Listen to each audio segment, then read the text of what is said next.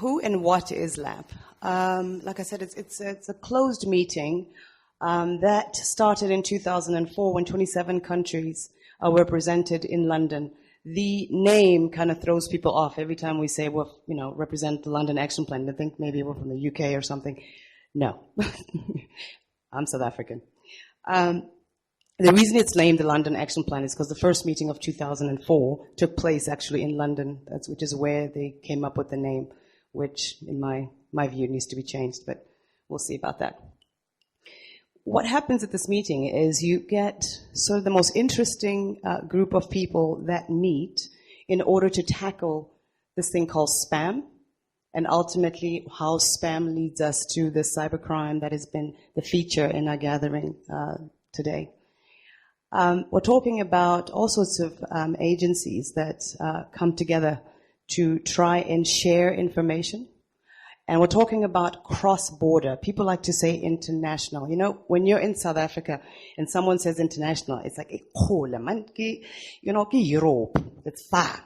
It's not Botswana. No. So I try to say cross-border because, it just makes it easier for us to understand that collaboration is not necessarily getting on a jet and flying 17 hours to New York. It is really about driving about 3 hours and you're crossing the border, get into Botswana as well. So it is that type of collaboration that LAP actually stands for.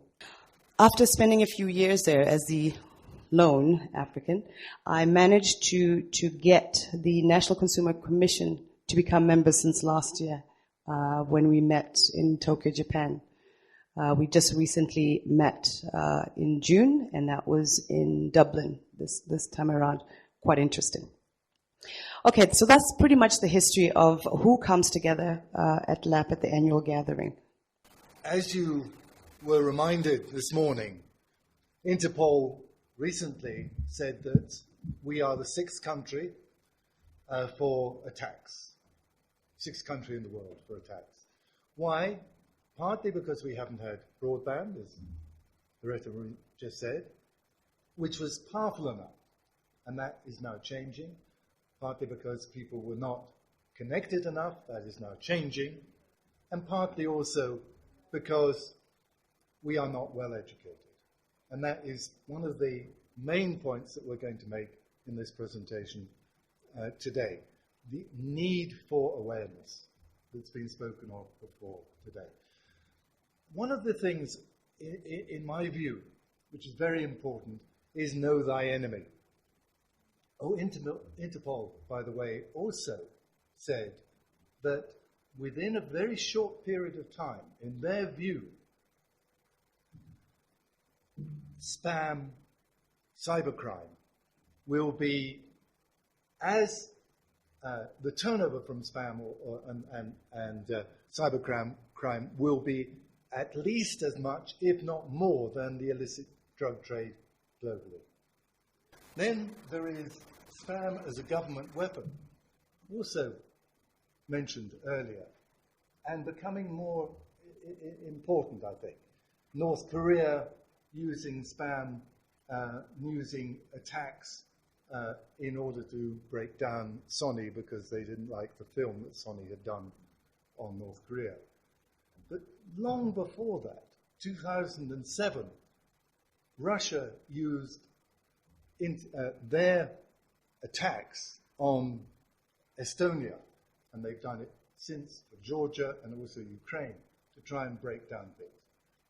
China, 2007, 2008, 2009, were using the weather bug, fantastic little bit of technology to attack and to spy.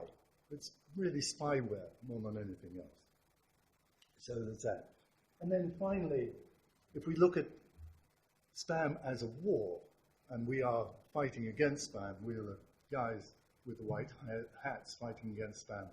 The most difficult thing in a war is fighting guerrillas, and that is the hackers, the disruptive attacks and things. Very difficult to know how to get over that.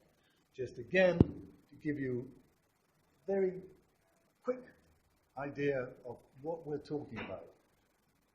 In 2014, credit card fraud in the US, which is considered to have 47% of credit card fraud in the world, credit card fraud was $8.6 billion, of which over 70% was internet.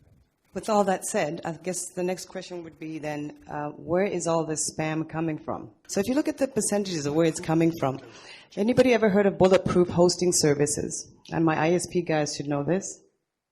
Bulletproof hosting services.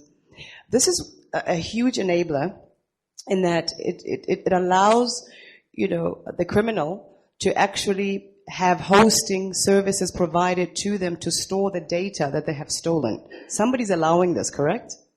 Now, these countries, China, India, Russia, and the Ukraine, have very lax laws about that, knowing that these criminals are there, they are collecting data, they are actively engaging in criminal activities, but they're not necessarily hitting the countries that they're operating from.